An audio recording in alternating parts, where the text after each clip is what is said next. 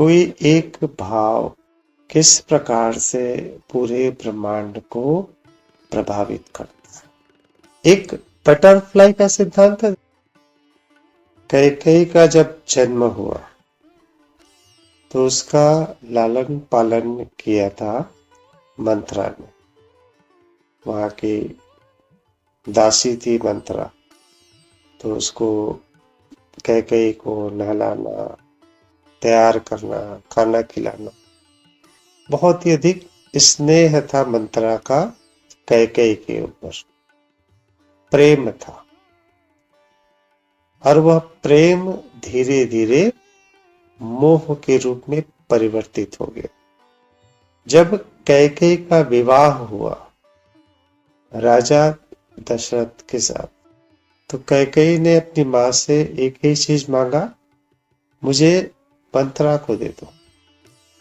और मंत्रा चली आई कैकेयी के साथ अयोध्या में। मंत्रा का पूरा चित्त केवल और केवल कैकेयी के ऊपर था।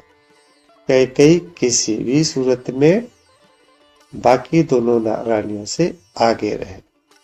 उसके अंदर जो प्रेम था वह मोह और स्वार्थ के रूप में परिवर्तित हो गया।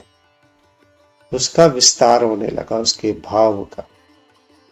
और एक समय ऐसा आया जब श्री राम का राज तिलक होने वाला था, तो उसके जो भाव थे स्वार्थ के, मोह के, वो अपना रूप दिखलाने लगे। और उन्होंने कैकेयी का श्री राम के प्रति प्रेम उसको दबा दिया पूरी तरह। उसके मोह का, उसके स्वार्थ का इतना विस्तार हो गया था कि कैकेयी का प्रेम वहां पे कम पड़ गया और कैकेयी का मत ही भ्रमित हो गया। और उन्होंने श्री राम को वनवास दे दिया। परिणाम क्या हुआ?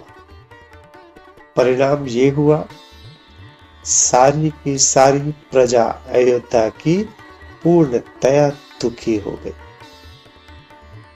राजा दशरथ के प्राण पखेरु उड़ गए। पूरा राजमहल में शोक व्याप्त हो गया। भरत, शत्रुघ्न, वशिष्ठ, सुमित्र, जितने भी लोग थे वहां पे, सारे के सारे दुखी हो गए। किसके कारण? मंत्रा के एक भाव, कैकेयी के प्रति प्रेम, और वह प्रेम मोह के रूप में परिवर्तित हो जाना। केवल मंत्रा के अंदर ये भाव था, एक छोटा सा भाव था, उसने प्रभावित किसको कर दिया? पूरे के पूरे अयोध्या को प्रभावित कर दिया। दूसरी ओर देखिए, शूर्पणखा, उसके अंदर एक भाव आया काम वासना का। श्री राम को देखा, उसकी सुंदरता पर मोहित हो गई और श्री राम से प्रेम याचना करने लगी। श्री राम ने स्पष्ट मना कर दिया कि मैं तो व्रत ले चुका हूं, एक पत्नी व्रत। लक्ष्मण के पास जाओ। लक्ष्मण समझ गए श्री राम क्या चाहते हैं। लक्ष्मण ने कहा कि आपने पहले श्री राम को कहा वो मेरे भैया है, इस प्रकार आप मेरी भाभी हो गई, मैं भाभी से विवाह कैसे कर सकता हूं, अब वापस चले जाओ। तो फिर उनका जो काम वासना था शूर्पणखा का, वो क्रोध में परिवर्तित हो गई और वो सीता को मारने के लिए दौड़ी। लक्ष्मण ने शूर्पणखा के नाक कान काट दिए। क्रोध बढ़ने लगा, वो अपने क्रोध को रावण तक पहुंचा दिया। परिणाम क्या हुआ? रावण का पूरा कुल का विनाश हो गया। पूरी की पूरी लंका प्रभावित हो गई, एक भाव शूर्पणखा के काम वासना के कारण। दूसरी ओर देखिए, भीष्म ने अपने पौत्र धृतराष्ट्र के लिए वधू ढूंढा, गांधारी के रूप में। वो चले गए गांधार देश। अब भीष्म से सब लोग डरते थे। गांधार देश भी उसमें से एक था, क्योंकि भीष्म सर्वशक्तिशाली थे, भय था उनका। जब उन्होंने शादी का, विवाह का प्रस्ताव रखा, तो गांधार देश के राजा शकुनी के पिता मना करने की स्थिति में थे ही नहीं, इतना भय था। शकुनी भी कुछ नहीं कर पाए, लेकिन उसके अंदर एक भाव आ गया। क्या भाव? बदले का। तो उन्होंने सारे गंधार को छोड़ दिया, अपना राजपाट छोड़ दिया, और वो पहुंच गए हस्तिनापुर। पहुंच के वहां पे उन्होंने षड्यंत्र शुरू कर दिया। पहले तो धृतराष्ट्र के अंदर नफरत का भाव इतना बढ़ा दिया, और दूसरी तरफ उसके पुत्र दुर्योधन के अंदर नफरत का भाव बढ़ा दिया। एक विचार, एक भाव प्रकट हुआ था शकुनी के मन में बदले का। उसका परिणाम क्या हुआ? महाविध्वंस हुआ, जिसे हम महाभारत कहते हैं। ये तो एक व्यक्ति के अंदर उपजा भाव था, उसने पूरे के पूरे साम्राज्य को नष्ट कर दिया। एक उदाहरण मात्र है। वैसे ही जब एक घटना घटती है और किसी एक जगह पर हलचल होती है, एक किसी तारे में हलचल होती है, उस तारे के हलचल का प्रभाव उसके सम्मुख घूम रहे ग्रहों पर होती है, और वो ग्रह जब प्रभावित होते तो वो अन्य सौर मंडल को भी प्रभावित करते हैं, और उसका परिणाम होता है सौर प्रलय, सौर तूफान।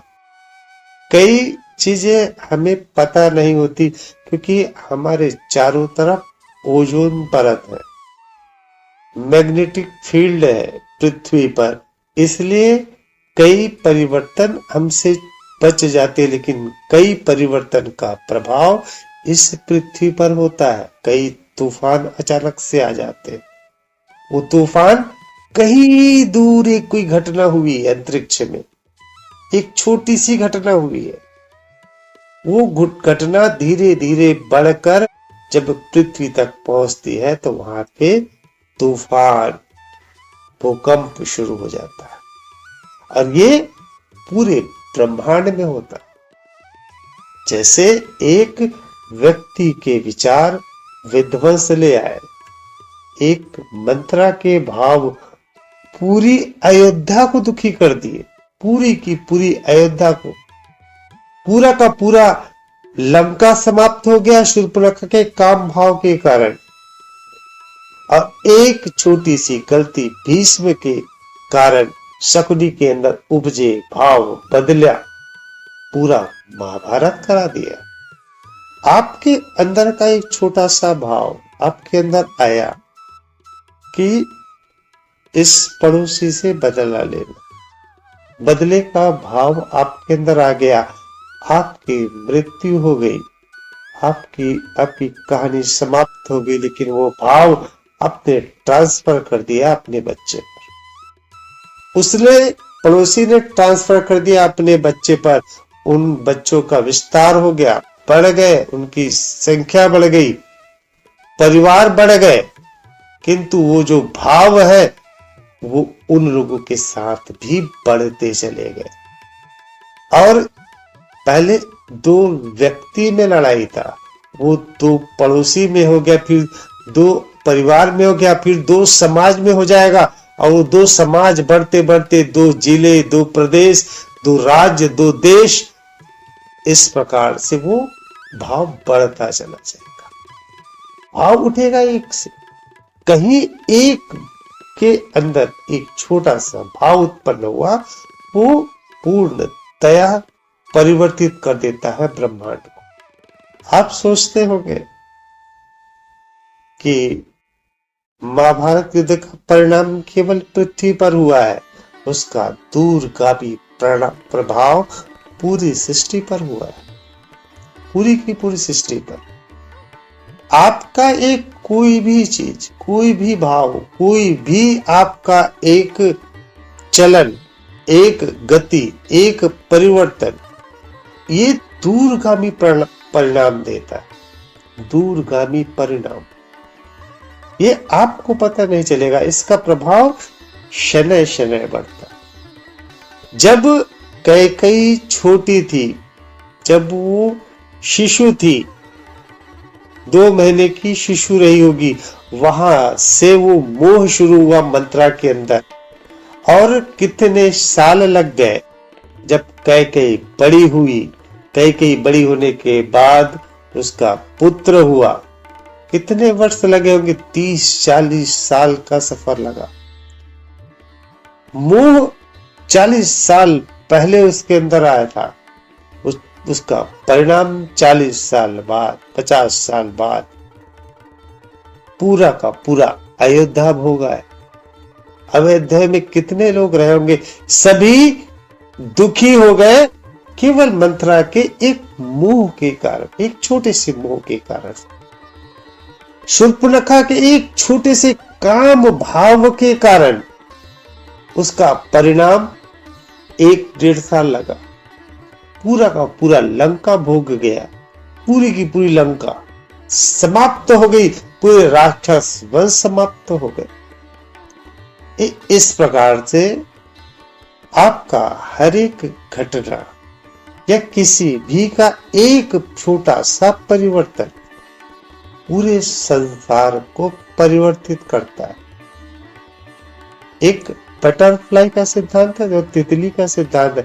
तितली जब पंख फड़फड़ाती है तो उस हवा कुछ आगे बढ़ती, अब वो जब हवा आगे बढ़ती है, उसका विस्तार होता है हवा का, वो और हवा को ढकेलती है, और फिर और हवा आगे बढ़ेगा, और धीरे धीरे एक प्रेशर क्रिएट होगा, वो किसी पर्वत से टकराएगी, हवा का बहाव तेज होगा, पर्वत हिलेगा, वहां से भूकंप की भी संभावना हो सकती है।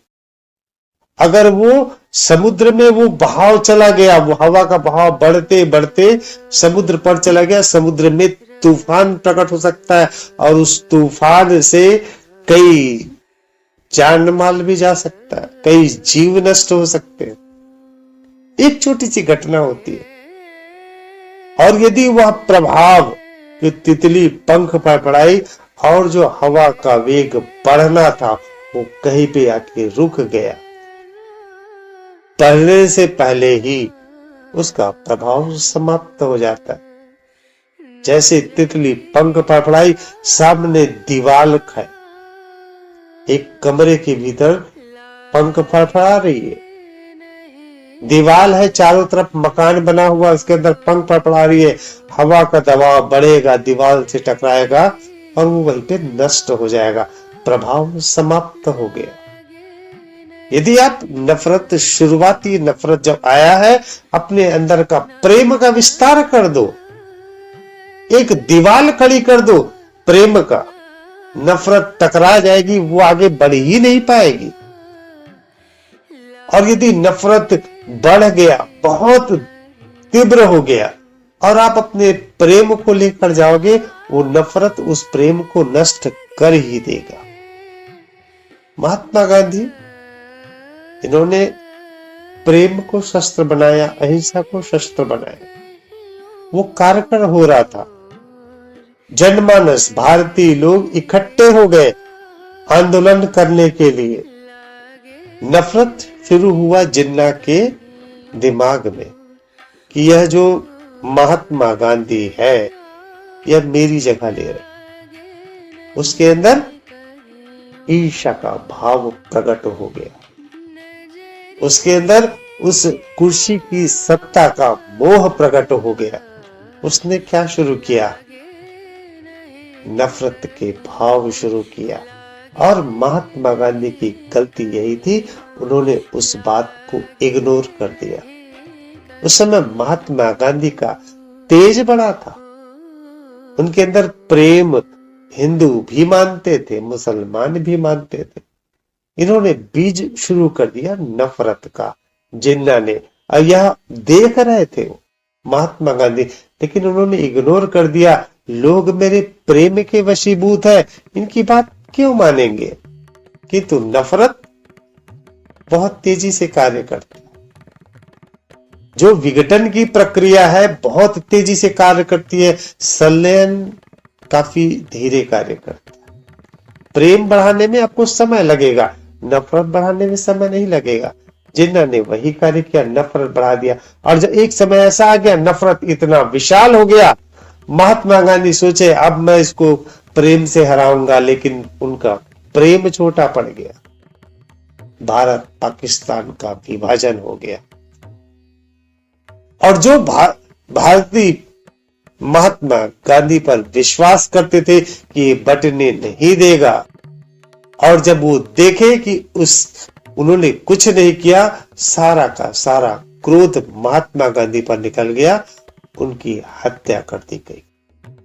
तो कोई भाव यदि प्रकट हो रहा है और उस भाव को वहीं पे ही विश्राम कर दिया जाता है, तब वो भाव नहीं प्रभावित करेगा। किंतु यदि उस भाव को मौका मिल गया बढ़ने का, कोई भी भाव, विस्तार के भाव की बात कर रहा हूं, वो भाव विकराल रूप लेता है। फैलता क्या है? विघटन, संलयन, समेटता है। तितली पंख फड़फड़ाती है, फैलाने का कार्य कर रही है, वो तेजी से फैलेगा। और वो समेटने का कार्य करे, समेटना मुश्किल है, कठिन है, समय लगता है उसमें।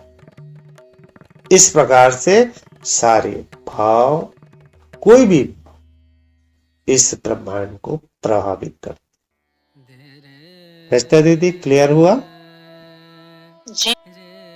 क्या ये चीज बताइए, तितली का तो नेचर ही है पंख फड़फड़ाना, तो फड़फड़ाएगी ही फड़फड़ाएगी। तितली को ना पकड़े। अभी मैं जो आपको बात बतलाना चाहता, ये सिद्धांत है तितली का, बटरफ्लाई का सिद्धांत। वो सिंबल के रूप में है, हालांकि उसका प्रभाव भी होता है, लेकिन वो प्रभाव हजारों साल में हमें दिखलाई पड़ेगा। उसका परिणाम तुरंत नहीं दिखता, उसका परिणाम हजारों साल में दिखेगा। आप एक काम करिए, इसका एग्जाम्पल आपको समझना है। आप एक पंखा ले लीजिए या कोई अखबार ले लीजिए, ठीक है। कमरे के एक कोने पे खड़े हो जाइए और वहां पे हिला दीजिए तेजी से, ठीक है। और दौड़कर दूसरे छोर पे पहुंच जाइए। 2 मिनट 3 मिनट लगेगा, आपको वो हवा महसूस होगी। या दूर पे आप रखे हो मोमबत्ती, ठीक है, और यहाँ पे हिला देना, ठीक है, 3-4 बार हिला देना और इंतजार करना, 15 सेकंड, 20 सेकंड, 30 सेकंड।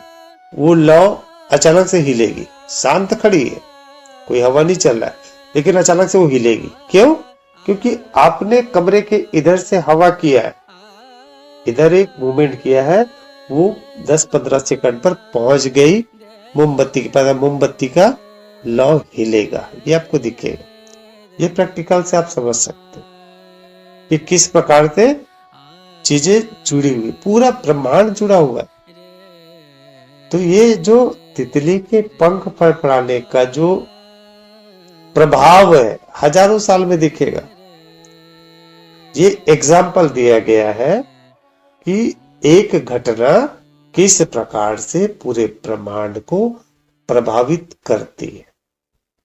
कुछ परिणाम आपको तुरंत दिखेंगे, कुछ परिणाम आपको कुछ वर्षों में दिखेंगे, कुछ परिणाम आपको सालों में दिखेंगे, हजारों साल। तो ये जो बटरफ्लाई का जो सिद्धांत है, इसका परिणाम आपको बहुत दिनों बाद समझ आए, सालों बाद समझ आए। आप उसके परिणाम को तुरंत देख नहीं सकते। आप समझिए, अगर इस पृथ्वी में से मधुमक्खी समाप्त हो जाए, अगर इस पृथ्वी से मधुमक्खी समाप्त हो जाए, 95% जनसंख्या भूख से मर जाएगी। 95% लोग भूख से मर जाएंगे, जीव जंतु भूख से मर जाएंगे। 95% केवल मधुमक्खी ही समाप्त हो जाए तो अब सोचिए, अब इससे इसका क्या संबंध है? क्योंकि मधुमक्खियों के कारण ही आपका अनाज तैयार होता है। हर एक फूल पर वो निषेचन करती, जो नर फूल के पराग लेकर मादा फूल पर डालती है, ये मधुमक्खी करती है, और उससे आपका फल बनता है। अचानक से नहीं बनता, अपने आप से।